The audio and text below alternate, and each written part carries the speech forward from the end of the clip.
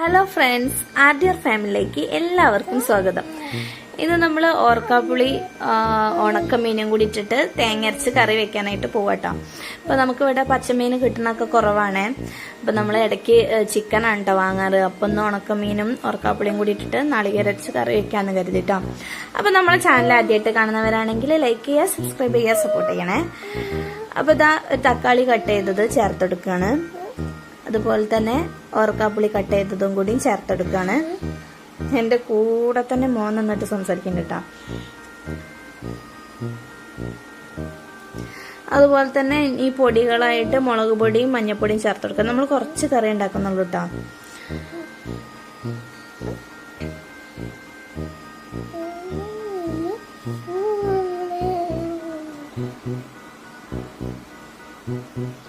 ഇനി കുറച്ച് ഉപ്പ് ചേർക്കുന്നുള്ള. ഇനി മീനിട്ടിട്ട് ഉപ്പിനനുസരിച്ച് നമുക്ക് ഉപ്പിട്ട് കൊടുക്കാം കേട്ടോ. ഉപ്പില്ലെങ്കിൽ അപ്പം ചേർത്തെടുക്കാം. ഇനി കൈ കൊണ്ട് നന്നായിട്ടൊന്ന് ഇളക്കിയിട്ട് നമ്മൾ ഗ്യാസ് ഓൺ ചെയ്ത് കൊടുത്തിട്ടുണ്ട് കേട്ടോ. ഇനി ആ പുളിയും തക്കാളിയും ഒക്കെ ഒന്ന് വെന്ത് വരട്ടെ കേട്ടോ, ആ പൊടികളൊക്കെ. ഇനി അതിലേക്കുള്ള അരപ്പ് തയ്യാറാക്കാൻ വേണ്ടിയിട്ട് കുറച്ച് തേങ്ങയും കുറച്ച് ജീരകവും ഒരല്ലി വെളുത്തുള്ളിയും 2 അല്ലി ചെറിയ ഉള്ളിയും കൂടി എടുത്തിട്ട് നന്നായിട്ടൊന്ന് അരച്ചെടുക്കാം കേട്ടോ.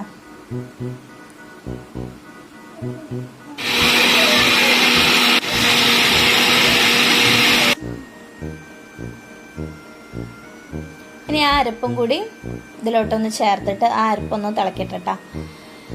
എന്നിട്ട് നമുക്ക് മീനൊന്ന് ചേർത്തെടുക്കേ.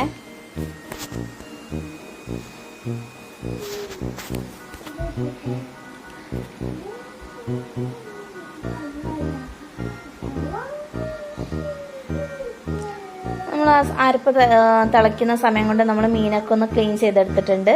ഇനി മീനൊന്ന് ചേർത്തെടുക്കുക കേട്ടോ. കുറച്ച് കറിവേപ്പില അതിൻ്റെ മുകളിലായിട്ട് ഇട്ടെടുക്കുന്നുണ്ട്.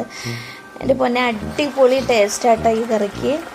നമ്മൾ ഓർക്കാപ്പുളിയും കൂടി ചേർത്തുകൊണ്ട് ഉണക്കമീൻ നല്ല ടേസ്റ്റായിട്ട് ഉണക്കമീൻ്റെ കറിക്ക്. ഇനി അരിക്കൊന്ന് വറുത്ത് കഴിക്കാൻ വേണ്ടിയിട്ട് ചെറിയ ഉള്ളിയും കറിവേപ്പിലയും കൂടിയും വെളിച്ചെണ്ണയിൽ നന്നായിട്ട് മുപ്പിച്ചെടുക്കണേ.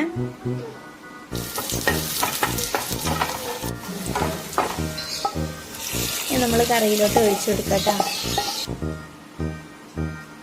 അതാ അടിപൊളി ഓർക്കാപ്പുളിയും ഉണക്കമീൻ്റെയും കറി റെഡി ആയിട്ടുണ്ട്. ഇനി നമ്മളൊരു പാത്രത്തിലോട്ട് മാറ്റി കൊടുക്കണേ.